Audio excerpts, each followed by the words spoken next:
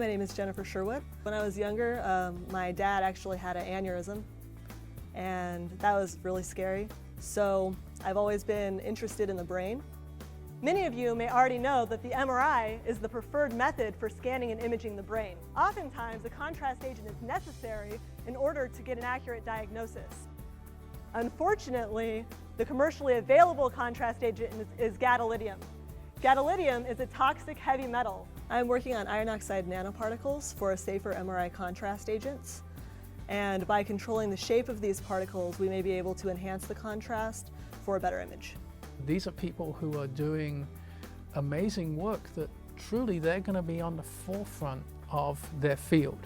Members of particular minority groups experience a greater likelihood of being diagnosed with certain disabilities, often the result of not understanding cultural differences and nuances. My name is Jessica Pincham King. My thesis is on parent involvement in special education. A lot of times you find that parents are interested in being involved in their child's education, but given life circumstances, family context, and maybe even the community environment, they experience a number of limitations. My parents they're the civil rights generation, so they always taught me the importance of social justices and combating injustices. It was just kind of naturally embedded into our household. So even though I may be identifying or my research may illustrate some negative aspects, I'd like to kind of take those and in turn say, okay, this is what we see. How can we improve this? It's a skill building thing, but the other thing that it does, of course, is showcases the great research that our graduate students are doing that has economic benefit to the state. 10 to 20% of the initial fabric bought for the design is wasted in the cutting process. Did you know that 50% of the cost of producing garments comes from fabric? My name is Ilahi, and my last name is Saidi. I'm originally from Iran. My thesis is designing garments without any waste, zero waste. Using software, we can see that how many percent of the fabric is wasted. And then kind of we can manipulate it in different ways to use the fabric more efficiently. The textile industry has a huge environmental and ethical impact. And I believe that fabric is precious, so we don't have to waste fabric. We have one of the largest, if not the largest, 3-minute thesis competition. It's intense. It's not unlike an athletic competition or anything that you have on television where there's eliminations and you get down to the final. The drama is all there. This is one of the things that we truly enjoy. Every part of this is fun.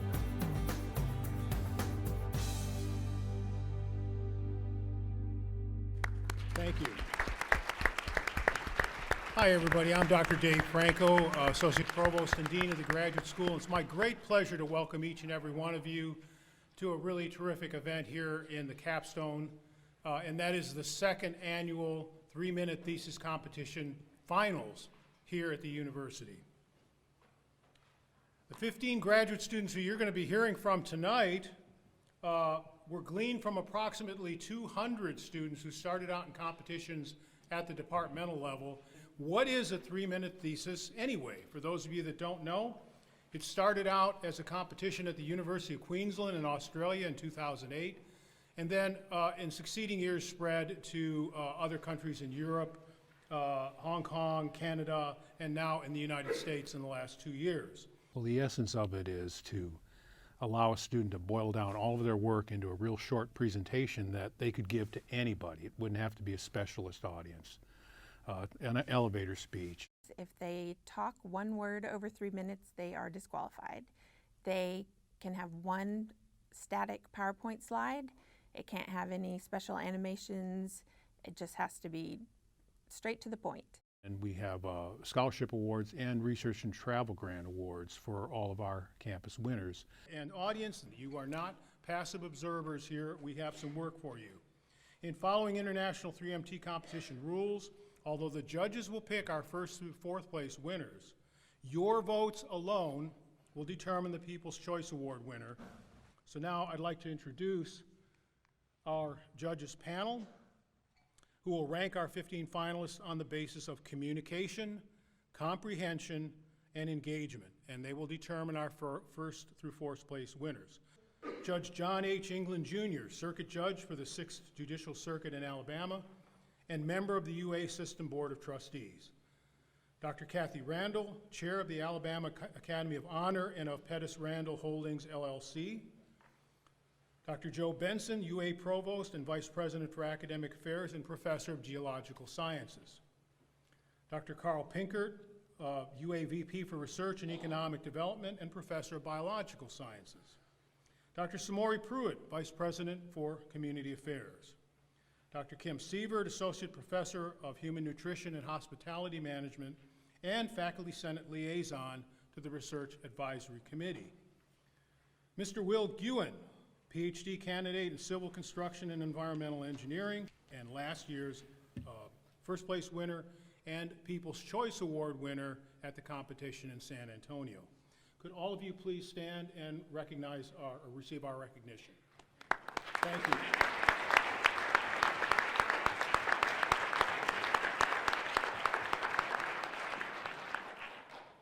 So now, without further ado, I want to turn things over to Dr. Goodliff and start our competition. And finalists, the very best of luck to each and every one of you.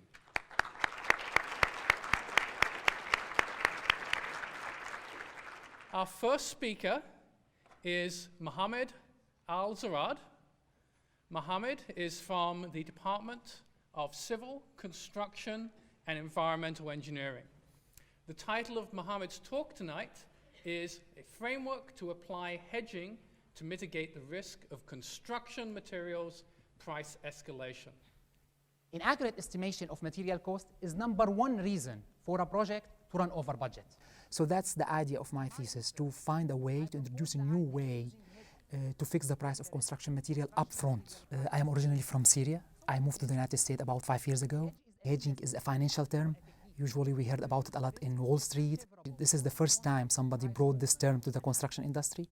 Engineering is an applied science, is not only theory. This is the beautiful thing about engineering.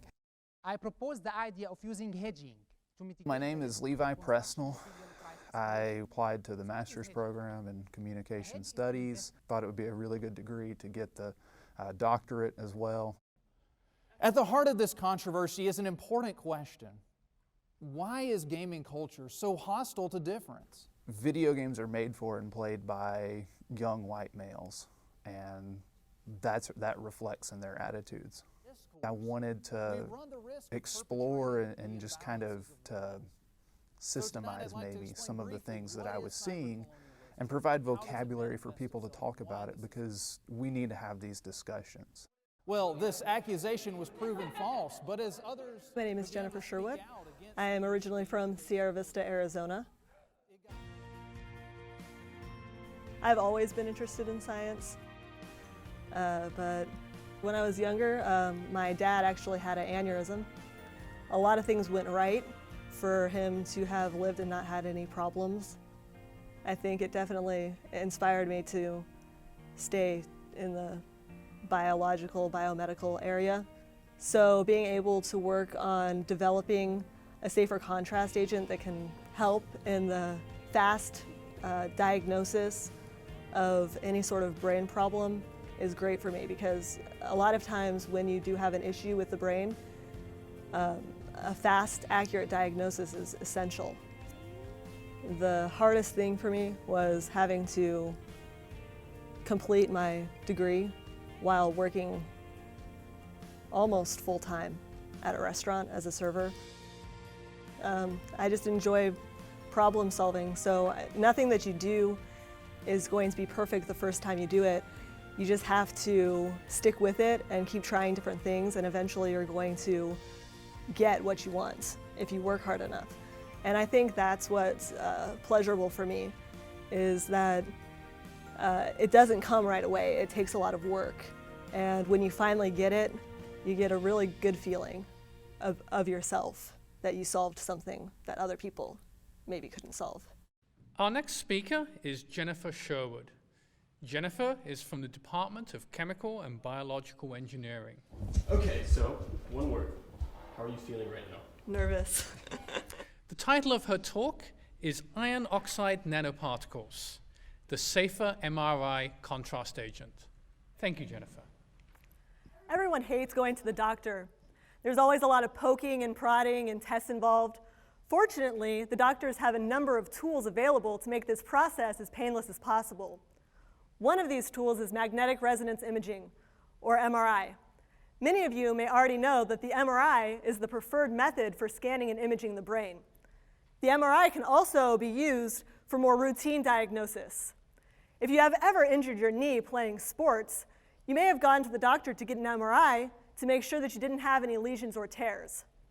If you have gotten an MRI before, you may remember you had to get an injection first. This injection is a contrast agent used to generate a detailed image.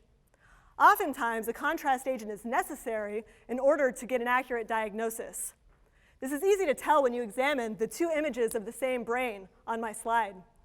As you can tell, the brain tumor is only apparent in the image of the brain with the contrast agent.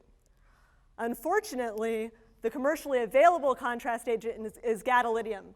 Gadolinium is a toxic heavy metal like mercury or lead. I don't know about you, but I would not want to inject that into my body. Therefore, a new contrast agent is necessary to provide a safer alternative for patients. Iron oxide nanoparticles have been shown to have similar properties to gadolinium. In fact, iron oxide nanoparticles have already been approved for the use in the treatment of iron deficiency disorder. For my thesis, I will be working on developing nanoparticles of different shapes to determine which shape gives the best contrast. I will also be working on targeting the nanoparticles, because if we're able to target and deliver the particles directly to the tumor sites, we may be able to generate a better image. While there is some research still necessary to get iron oxide nanoparticles to have as good as contrast as the commercially available contrast agents, we are on the verge of creating a safer alternative. So next time you or someone you know goes to the doctor to get an MRI, ask your doctor what type of contrast agent they are using. Very soon the answer will be iron oxide nanoparticles. Thank you. Thank you, Jennifer. It's over. Yep. Are you relaxed now? Yeah, a little bit. How are you feeling? I'm glad it's over. I'm relieved. How do you think it went? I think I did well. I didn't forget anything. Our next speaker. My name is Lauren Crane. I'm from Tuscaloosa, Alabama. My undergraduate degree was in geography, and my master's degree is in geography as well. My research objective was to generate economic benefits from expanding state park tourism. Outdoor recreation in Alabama is an undertapped natural resource giant that can be used to develop the state economically. As an undergrad, I focused more on the human side of geography.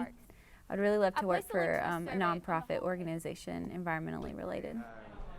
So this is one of 3 viral campaigns I've built with this methodology. I'm Brandon Chikotsky. I'm a Texas baby, but I got to Alabama as soon as I could. In the room, everyone just had the same points over and over and over. And use language. When I was a kiddo, I tried to be on TV at every opportunity I could find. I remember painting my body at a basketball game and getting put on ESPN. I thought, wow, this is going to work. If we can build fame, if we know the constructive principles by which one can amplify their brand, anyone, no matter what profession they're in, can raise their brand value. That means they can earn more money. They can have more fun in their life by having more social capital. Essentially, the science of fame is like a way to empower people, which is exactly what I want to do. I was able to build a simulation called baldlogo.com. Now, baldlogo.com was a fictitious business that sold ad space on bald people's heads, but because it got so big, it became real. And now it's time for you to earn extra income on your bald head. And I actually had to incorporate and get a lawyer involved and hire a COO, and we ended up donating a bunch of money to kids with alopecia areata, which is an autoimmune disease that causes baldness. I was on the Steve Harvey Show, the Ellen DeGeneres Show, Ripley's Believe It or Not, the New York Daily News. At one point, the Los Angeles Times ran a story. Fox News had me on in LA. I mean, fame is so pervasive and almost omniscient that you can't ignore it. Everyone knows a celebrity. Now, what better knowledge of celebrity could you have than to be one? Or to know that you could be one, and to know what it would take? I want to give people that. I look at academia as not only a life path where I can inspire students and be an excellent professor. That's what I aspire to be. But I also have an ambition to contribute to research significantly. The University of Alabama is a perfect place for this. I'm teaching now, and I'm also heavily engaged in research. Now is the time. Everyone has an opportunity if you just know what methodology to apply. And that methodology is what I'm developing, and those tools, I hope, will become so prescriptive that everyone will have an opportunity. Our next speaker is Brandon Chukotsky.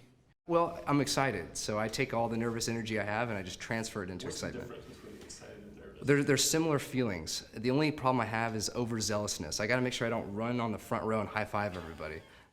Brandon is from Communication and Information Sciences. What is your main goal in this presentation? If you could focus on one thing. I just want to look beautiful. The title of Brandon's talk is How to Build Fame. Thank you, Brandon. In 1968, cultural icon Andy Warhol stated, "In the future, everyone will have their 15 minutes of fame." Well, growing up with the internet, it seemed like there was a new famous person every month. And currently, it seems like there's a new famous person every day, if not more frequently. And that leads me to ask, how does one build fame? Well, in the 1980s, Dr. Kevin Keller from Dartmouth established brand equity theory. This suggests that we all have a brand, and this brand has value, and this value can rise with widespread exposure. So I sought to build a simulation where I would go viral and gain widespread exposure, and I would do it in three main media categories: broadcast news, print media, and the internet. I then collected over 200 cases where people had gone viral in at least one of these categories. And what I found is that the reasons and processes by which they gained their widespread exposure seemed random, until I narrowed my focus onto one demographic, a demographic I could more readily understand, one just like me: balding men. I now had all the components I needed for a successful simulation, which I titled baldlogo.com, a fictitious business where I sold ad space on bald people's heads. And when I launched, this is what happened. Baldlogo.com went viral. I was featured in over 35 countries and over 10 languages in broadcast news and print media. Online, I garnered over 1.1 million views on my YouTube channel. I was featured on The Ellen DeGeneres Show, The Steve Harvey Show, Ripley's Believe It or Not, and given a pilot segment on Larry King's new network called Aura TV. This is one of the crowds that followed me around in Times Square after one of my filming segments. My brand value rose with widespread exposure, meaning the predictions provided by brand equity theory that I mentioned earlier were supported in my case. And this bodes well for everyone in the room, no matter what field or profession you're in, because as the science of fame advances, so too do your opportunities to raise your brand value. And that leads me to reconsider Andy Warhol's seminal statement. Perhaps in the future, not everyone will have their 15 minutes of fame. Instead, we'll have the tools at our disposal to build fame if we so choose. Thank you, Brandon. Thank you. Well, I feel great. I actually want more. I want to go back out there and just hang out. I love the attention. I love the crowd. All right, what do you want to talk about? I don't know.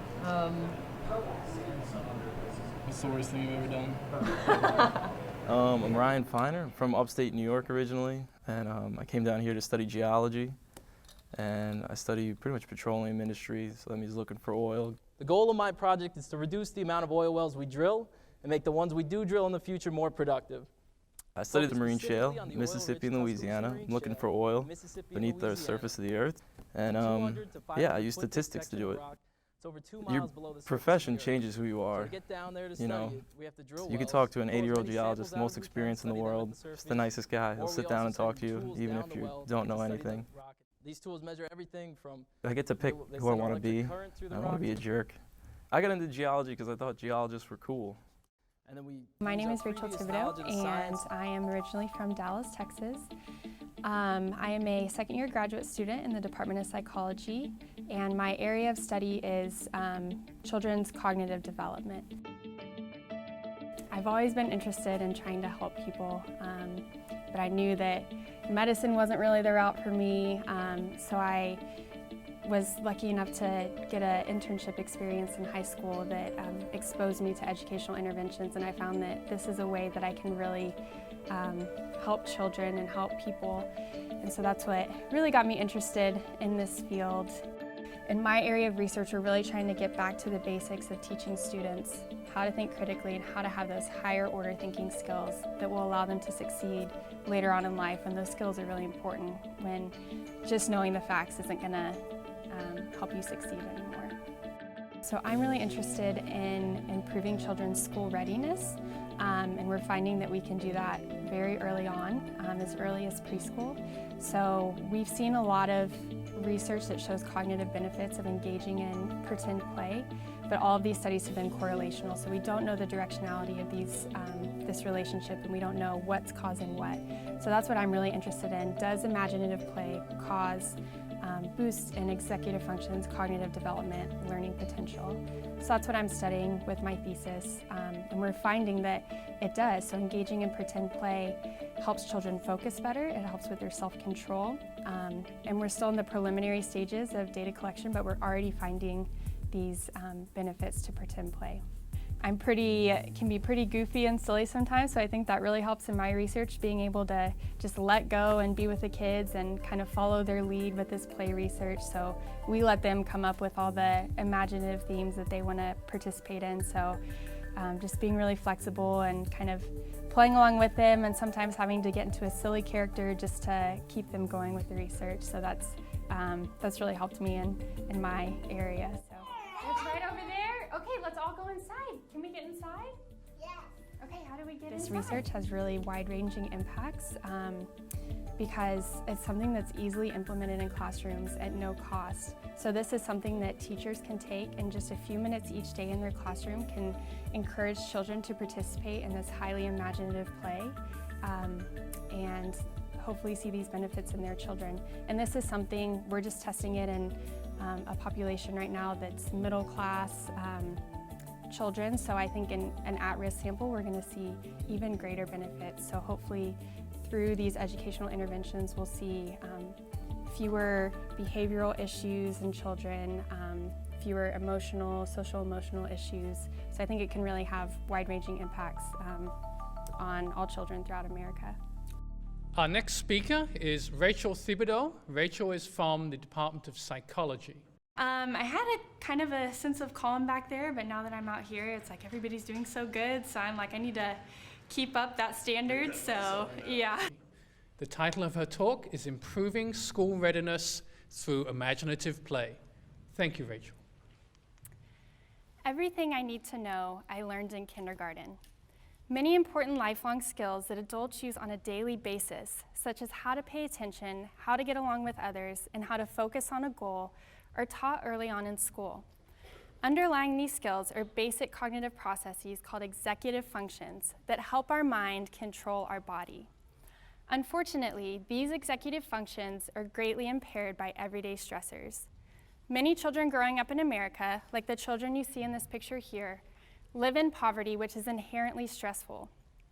Research has shown that stressful environments impair brain development and along with it executive functions, preventing these children from developing the skills they need to learn in kindergarten for lifelong success. My research focuses on a solution to this. We need to find a way to enrich these children's environments in a way that is inexpensive, easily implemented, and fun. And here's how I propose to do that. Pretend play creates an enriched environment for brain development. If you've ever observed children engaging in pretend play, you've probably noticed that this type of play is quite cognitively sophisticated. My thesis focuses on an intervention that encourages children to participate in highly imaginative play every day for several weeks. Afterwards, we measure their executive functions to see if we have stimulated brain development. And look what we found.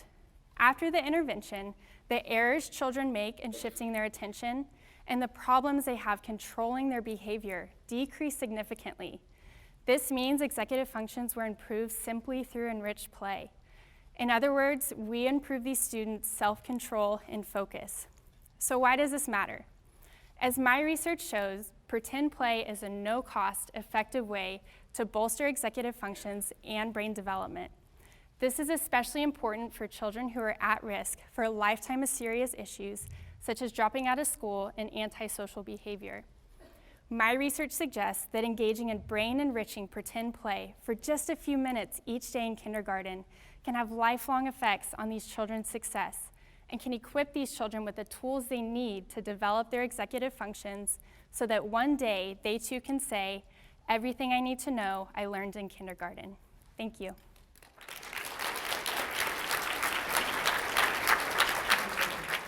So it's kind of hard to remember if I said everything I was supposed to, so it's all a blur at this point, so I guess we'll see here in an hour or so how it went. Our next speaker. My name is Paul Eubanks, and I'm from Kinston, North Carolina. I'm doing a PhD on salt and how the American Indians of the southeastern United States made and used salt. Not only did this mineral play a vital role in keeping people alive, it also encouraged trade, provoked wars, and even helped lead to the rise and fall of empires. I've always been interested. Ever since I was a kid, I'd go out in my backyard and dig and try to find cool things, lost treasures, diamonds, or whatever. And now I get to do that for a career, which is pretty exciting. My professor was like, "Come and support Stephanie." He was like, "I can't. I've been training." My name is Stephanie Parker. I'm a PhD student in the English department. I think I've always been interested in stories that are on the margins. I grew up in North Alabama, and my grandmother's actually Japanese. So I'm a quarter Japanese, but nobody could really tell I'm Japanese American. They're just like, "You're not quite white." And then I dropped out of high school, so that's sort of being on the margins. I had this one English teacher that told my dad that I would never amount to anything. Like, what does that mean? I mean, so if music be the food of love, play on. I took a night class at a community college, and it was World Lit 1 with a professor that Miss McFeeters, she changed my life. But I do think that I've always been interested in the power of narrative and being able to tell stories that don't get told. So I'm analyzing narratives of Japanese American incarceration, specifically visual narratives of Japanese American incarceration. We have government-sanctioned photographs that came out of the camps, and you take these photos and people look happy and they're having a good time and it's like, camp is awesome, but then you get these paintings done by artists that were in the camps, and those paintings tell a very different story. I want us to embrace a multivocal view of history, which is hearing these many, many voices at the same time, instead of just hearing the singular voice of, say, an academic talking about something. When we see a painting or we hear a story, we feel things, and those emotions on our own, they belong to the person who created that. And so that's called empathy, and I think that empathy makes us better human beings. One thing that has been born out of the dissertation is a project called Alabama Identity. So I've got that up and running where I'm collecting narratives of marginalized identities from Alabama and in the South as just kind of an open space for people to tell their story and for us to read about all the different people that live in Alabama that might not fit into the kind of monolithic representation of Southerner that we see. That's why I ended up in English. It was really that curiosity about what it means to be human and how we navigate that humanity. So I actually think, as naive as it sounds, and I really do believe that it can change people's lives for the better. Our next speaker is Stephanie Parker from the Department of English. I'm feeling pretty shaky, a little nervous, but it's at that point where I just want it to be over, you know? The title of Stephanie's talk is The Democratization of Narrative. Thank you, Stephanie. So when we look at a Picasso, it might make us feel a little uncomfortable because we're no longer seeing things from a single perspective, but impossibly from multiple perspectives all at the same time. So histories are like this too. So we read a textbook and we get this single perspective of history. And maybe we even get to say, well, this feels nice and safe because this is the truth and this is what happened. But in reality, we know that there are multiple other perspectives out there. And in particular, we know that there are perspectives from those who have been marginalized or oppressed. So I've analyzed narratives of Japanese American incarceration. I've looked at the government-sanctioned photographs against paintings done by those in the camps. I've looked at monuments and headlines and interviews and museums. And I can tell you that when we look at this historical event from multiple angles, what we get is something more like our Picasso here, at times a contradiction. So it doesn't make one all true and the other all false. It just means we're seeing things from multiple perspectives. And that's part of what primary voice is about. It's about access to the primary voices of those telling stories. So it's about not just primary source, but the literal voices. So in the case of Japanese American incarceration, our technology enables us to have access to the literal voices. So instead of reading a scholar's transcript of an interview, we could actually go to YouTube and look up the video itself and hear the voice and see the expressions of those who were incarcerated. Because what happens when we take something that's in narrative form and we turn it into an academic document, or we take something from a primary voice and we filter it through the voice of a scholar, is we lose much of the pathos or the emotion. And it's the pathos and the emotion that makes narrative so powerful. So you think you read a novel and you feel fear, even though you know you're not in any danger. Or you feel joy and sadness, even though your life hasn't changed at all. So that's the amazing thing about narrative, is that we actually feel the emotions of someone else. And that's called empathy. And empathy can make us better human beings. And so in this way, narrative actually has the power to make us better human beings. And what could be more important than that? So I've argued that we redefine, democratize, and embrace narrative as a form of scholarly inquiry. And if we can accept that the voices of those who are marginalized or oppressed are equally as valid as the voice of a scholar, and if we can accept that narrative is a valid form of scholarly inquiry, and that when we look at historical events from multiple perspectives, we're going to get something that looks a lot like this. If we can accept all these things, I believe that we can alter the way we look at stories of human struggle, and that change will make us better people and build a better world. Thank you.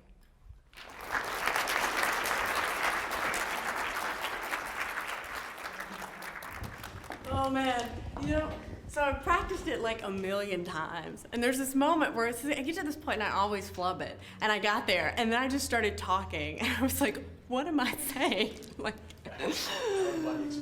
yeah, I did, because I was just like, and that's what primary voice is about, And I was like, oh man, like I am totally off script here. I didn't say that, thank God. I just kept pushing through, and maybe it wasn't noticeable. This is a semester-long event. We're starting out in September. In 1968, cultural icon Andy Warhol stated, I'm already rolling my eyes. I had done this so many times. Okay, sorry. Yeah. Giving the students extra training in how to give a presentation. We have some fantastic people on campus who are nationally known for this. People like Alexa Chilcutt, who has just been amazing. We estimate between 150 and 200 grad students participated at some level, and then the departments nominated a couple of their best. We have a session that's kind of like speed dating, where people give presentations to one another and critique each other. So that growth process is really exciting to see. Those students then enter our semifinal competition. And our semifinals this year, we had 45 participants. We had 3 heats in the semifinals and 3 sets of judges picking 5 finalists out of I think a dozen competitors. And those 15 finalists then, all done independently, competed in the finals. Our next speaker is Jianing Ji from Information Systems, Statistics, and Management Services. The title of her talk is Integrated Supply Chain for Holiday Shopping. Thank you. My dissertation is inspired by my own shopping experience before the Christmas. My name is Jianing Zhi, and I am from China. We had the first supermarket, Walmart, around 1999. Supermarket changed the life of my life, based on the shopping. So this is my first motivation. When I choose a major in the college, I choose operations management. I wish I can, first find a job in the United States and work here, because, we have more opportunities here. So you can get uranium, you can get gold. Well, my name is Joseph Meany. I'm a PhD student in the Department of Chemistry. I'm from a small town in southwestern New Hampshire called Keene. It's a little bit out of Boston.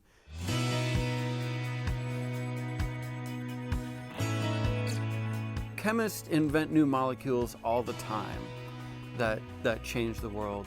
We're reaching a point where we need to make computers smaller, and silicon isn't going to be able to be useful for that. I'm trying to make a molecule, or actually a series of molecules, that will get assembled into nanoscale circuitry so that we can just invent a whole new range of applications that aren't possible with rigid silicon structures. We have glassware and beige boxes that we work with. But it's what those beige boxes and that glassware churns out that makes chemistry so applicable to everybody's daily life. It's not as conducive to cool and sexy pictures like astronomy and biology. Chemistry needs a champion. And so I became the Crimson Alchemist. I run a blog and a Twitter account, and I give general science lectures to the public. You know, I'm sort of trying to make this the Bill Nye of now. It's really important to me. You know, science as a whole is really important. Being able to take matter and change it almost at will, and then actually see that process happening, is just mind-boggling to me. And that's what keeps me going. Our next speaker is Joseph Meany. Joseph is from the Department of Chemistry. Hello. How's it going? How are you doing? I'm Fantastic. Robert. This is Haley. It's good to meet the both of you. I'm Joe. Yeah, I like the presentation already. So, like, are you nervous? What are you feeling? No, I'm actually pretty excited. I've got myself sort of in the mindset that right now I've done all that I can do, so really it's just in the hands of the judges. The title of his talk is Molecular Circuitry, the Little Things That Matter. Thank you, Joseph. Chemists invent new molecules that change the world. Aspirin, Teflon. From the pharmacy to the frying pan, chemistry impacts your daily life in thousands of ways. Silicon has been useful so far for making computers work, but we're reaching a point where the need for smaller and more flexible circuits takes hold. Wearable electronics, like virus sensors, aren't possible with brittle silicon. I think we can remember that from the iPhone 6 debacle. But that's where I come in. I'm designing and making new molecules to test how electricity flows through as few as 10 atoms and see how we might control that in future materials. By using computers to calculate molecular properties, I can design molecules that will align themselves on a metal surface. Think like building a house out of Legos where the pieces assemble themselves into the final form. That can make computers small and stickable, just like Band-Aids. But here comes the fun part. Once I know what molecules it is I want to make, based on the molecular properties I need, I can go into my lab and actually make them. I've created a basic backbone out of 2 different rings of carbon that I call hemibiquinone. From there, I'll attach atomic alligator clips. These are bits of the molecule that I need to act as atomic tethers to tie down my molecules to the metal surface. From the design of the molecule to its actual chemical construction and finally through its testing, I have one burning question. Can I move energy one way through a molecule without it moving backwards? Answering this question will allow future scientists to build new devices that aren't even possible today. I do fundamental chemistry research. From my data, new possibilities are opened and new doors are available. Think of virus sensors. Ebola has been in the news a lot recently. Imagine a sensor that you could wear that would alert you or your children and keep you and your family safe. Chemistry is a big part of those little things that matter. Thank you. Thank you, Joseph. I did as best as I could. I didn't stumble and I didn't stutter. I think I got the message across. My name is Amanda Beck, and I am from Auburn, Alabama. I got my undergrad and my master's degrees in accounting from Auburn. And then I went out into industry and worked for a year in accounting, and now I'm back in the PhD program here at Alabama. Your friend's bad credit score is really no one's business but his and his creditors. But a government's financial condition is everyone's business. For citizens to be able to monitor the government's finances, they've got to have access to publicly available financial information. But my research suggests that some relevant information may be kept private. I was always interested in transparency in corporations. I started thinking about how transparency in the financials would relate to the government. And so right now I'm looking at what is the status of that environment right now, that information environment right now. But what I hope to eventually be able to do is find ways to improve it. My name is Elahi and my last name is Saidi. I'm originally from Iran. I'm a master's student in the clothing and textiles. My bachelor is computer engineering, which is kind of different from my master, but because I had a kind of passion about design and fashion, when I was studying in Iran for the computer, I took some private classes out of the university about sewing and design. And then when I moved here, and then I found out that there is a department here, that they have a major in the clothing and textile, then I applied for that. I moved to the United States about 4 years ago in 2010 with my husband. He's a PhD student in physics, and when I was young, I always had problem in finding clothes for myself. So then I decided maybe I can design for myself and kind of combine all of these features together and make a new garment for myself. So I started doing that, and then when my mom realized that I really like to design and making garments, she encouraged me to take some classes, sewing classes and design classes. My thesis is designing garments without waste, because 10 to 20% of the fabric is wasted in cutting process, and I believe that fabric is precious, so we don't have to waste fabric. For the design, we mostly design on a paper and sketch them, and after we sketch the design that we liked it, we draw the technical design of that garments in the Illustrator with a software called Illustrator, and then after that we need to fill out the form, which is a spec sheet, and that one is again with a computer to measure, to put all the measures of the garments. And then for my thesis, I'm using a software called Optitex, which is we put all the patterns of the fabric of the garments, and then we can see that how many % of the fabric is wasted.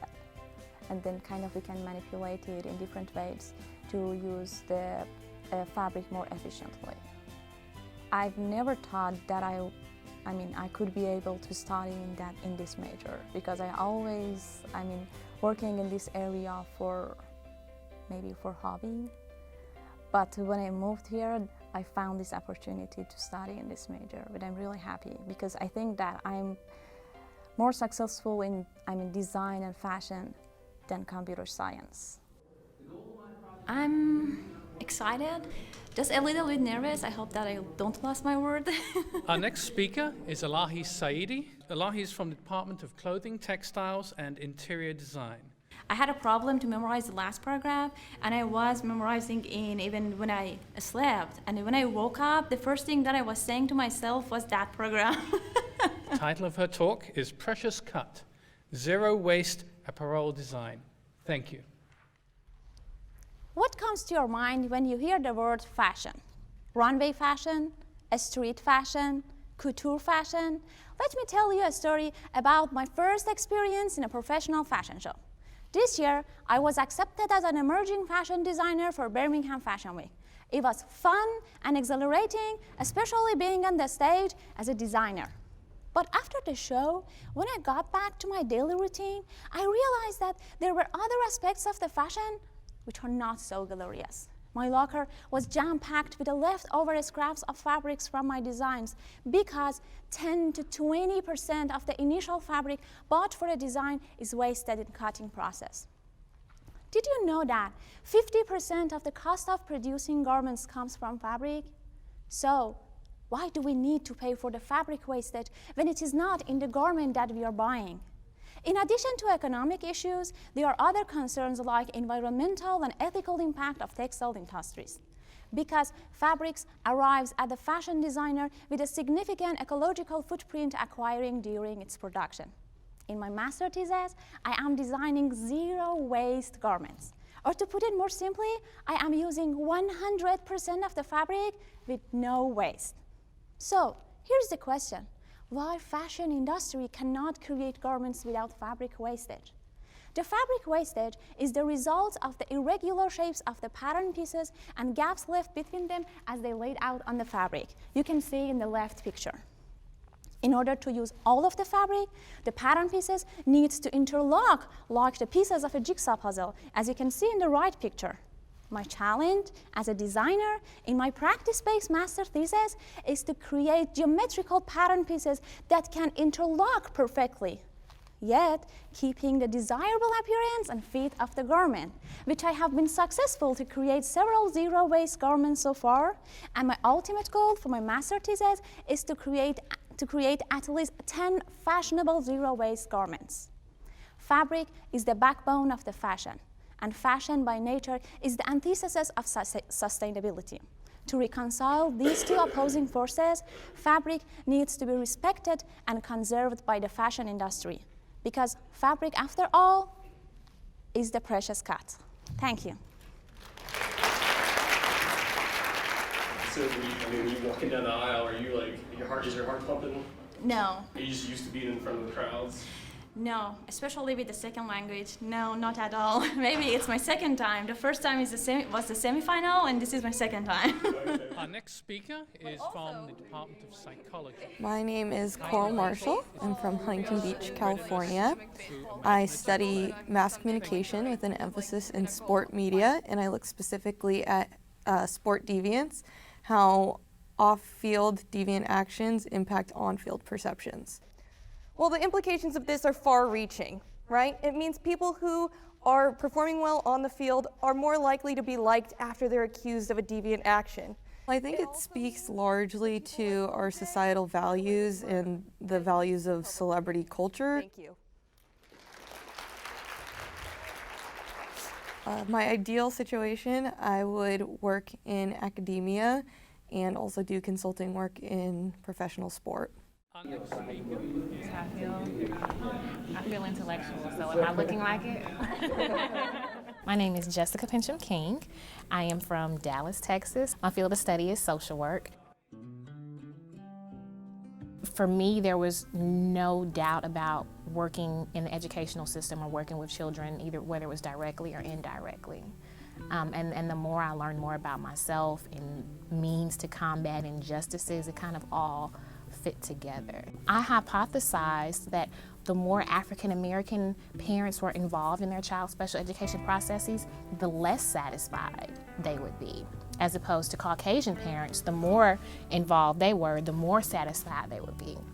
There's this notion called disproportionality, and that's where minority children have a greater likelihood of being diagnosed with intellectual disabilities, learning disabilities, sometimes, unnecessarily, and that's discriminatory when you think about it. Like why are these children? And studies have shown that even in school systems that are predominantly white and that have very, very low percentages of African American children, the percentage of African American children in special education was very high in comparison to their white peers. And so because of that, I use that as a foundation of saying like, hey, because these parents are involved because they're not satisfied, that's why they have more involvement, because they don't agree with the decisions and the plans that are being made. And I think that's kind of what sets my research apart, or just kind of brings another angle to the discussion. A lot of people choose to ignore the role that race plays in things like that. And it's not to say that you're prejudiced or you're elitist or you're ethnocentric. You just have to see it for what it is in many cases. Our next speaker is Jessica Pincham King. Jessica is from the School of Social Work. The title of her talk is Parent Involvement in Special Education. Thank you, Jennifer. Jessica. Special education is a specially designed instruction provided at no cost to parents in order to meet the unique needs of children with disabilities. As recent as 15 years ago, children with disabilities were educated in separate wings of our nation's schools, isolated and segregated from their peers. Although that is no longer allowed, what's even more disheartening is federal data reveals that members of particular minority groups experience a greater likelihood of being diagnosed with certain disabilities, often the result of not understanding cultural differences and nuances. Countless research and education policies have illustrated the importance of parent involvement in education for all children, yet for children in special education, parent involvement can be a significant puzzle piece for ensuring quality services and accommodations. Parent involvement consists of school-based activities, activities engaged in the home, as well as community events parents choose to expose their children to. In particular, special education, though, much of the involvement activities are conducted on-site at the school and require an extensive amount of communication between school staff and administrators. There's this underlying perception that when parents aren't involved, they simply don't care, when in fact they do. Maybe they work multiple jobs with extensive hours, or feel alienated by the school, or are the primary caregiver of an aging parent. Regardless of the circumstances, you have to wonder whether these parents see their glasses as being half empty or half full. Now, the research does suggest means to which schools can facilitate involvement for these parents, yet the research hasn't necessarily tapped into whether or not specific parent involvement activities are associated with the child receiving comprehensive special education services to meet all of their unique needs, not just simple instructions to help their grades improve. My research points to opportunities that schools and families have to meet in the middle to ensure better educational options for students. My dissertation is addressing this through two primary research questions. One, is school-based parent involvement associated with children receiving comprehensive special education services? And two, is school-based parent involvement associated with parents being satisfied with the services their child receives? My ultimate goal is to ensure that all children receive a quality education through systematically putting the pieces of the educational puzzle together. Thank you. Thank you, Jessica.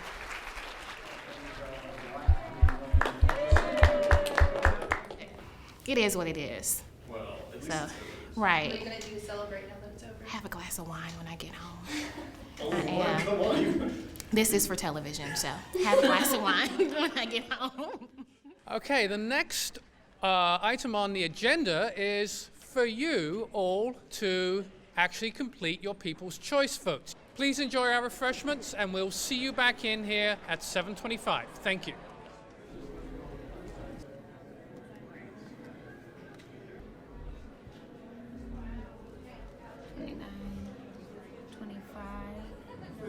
It's like 3 points different for 4 people.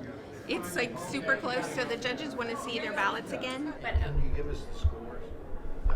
I definitely Yeah, can. I need to think about it. Okay. I'm good with 1 and 2. It's 3 and 4. All right. So let's do a vote. That works. Yeah. All right. That's where we're going. So in 4th place, Jennifer Sherwood from Chemical and Biological Engineering. Jennifer.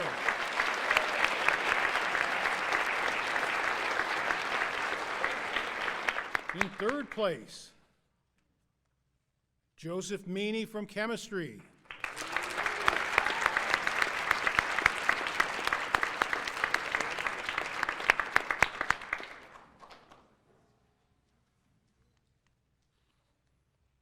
In 2nd place, Stephanie Parker from English.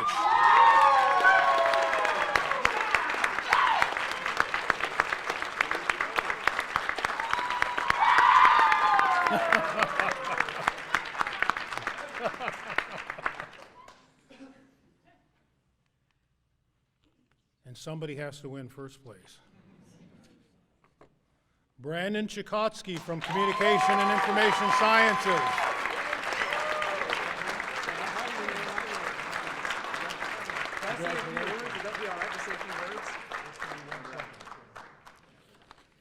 Just to remind you, the first place winner not only wins the $1,500 in cash and scholarship awards, but also will represent the University of Alabama in the regional competition in March 2015 in New Orleans. So you got to practice up.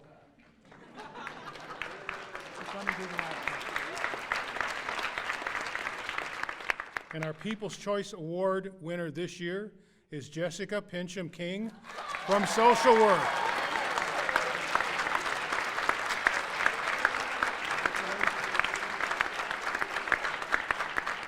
And these are your award winners, ladies and gentlemen. But again, everybody else who was a finalist here, let's give them a round of applause. They're all winners.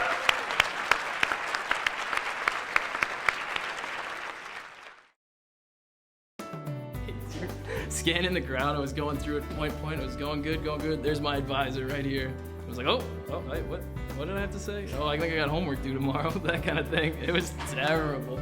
So glad that's over. It's been like a weight on my shoulders for like 2 weeks since we found out we made the final, so I'm just so glad it's over. Oh my God, I'm so glad that it's over, you know? You know what's weird is today's my birthday.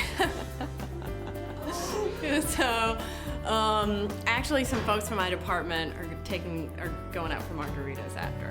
My overzealousness is my real challenge. I have to make sure I check that. No, I think I was a flaming extrovert. Da, da, da, da. What song is that? Da, da. I knew you were good for it. Eye of the Tiger. And I'm hoping more students, we'll have even more students at the 3rd annual 3-minute thesis competition next year.